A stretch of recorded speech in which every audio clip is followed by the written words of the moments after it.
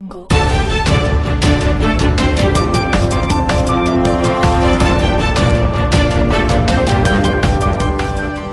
અમદાવાદ જિલ્લાના દેત્રોજમાં કાનપુરા માર્ગ પર આવેલી ડનલોપ સીટ બનાવતી એક ફેક્ટરીમાં આજે ભીષણ આગ ફાટી નીકળી હતી.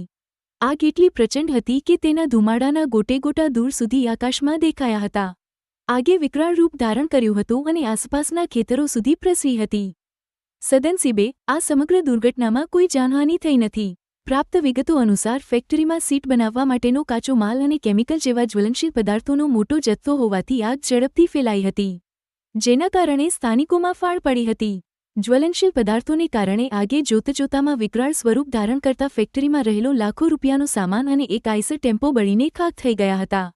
આગની લપેટમાં આવતા ફેક્ટરી પરિસરમાં ઉભેલો એક આઈસર ટેમ્પો પણ સંપૂર્ણપણે નાશ પામ્યો છે. આગની જાણ થતાં જ દેત્રોજ પોલીસ અને કડી નગરપાલિકાની 2 ફાયર ફાઇટરની ટીમો તાત્કાલિક ઘટનાસ્થળે પહોંચી હતી. ફાયર વિભાગ દ્વારા પાણીનો સતત મારો ચલાવી આગને વધુ ફેલાતી અટકાવવાના પ્રયાસો હાથ ધરવામાં આવ્યા હતા.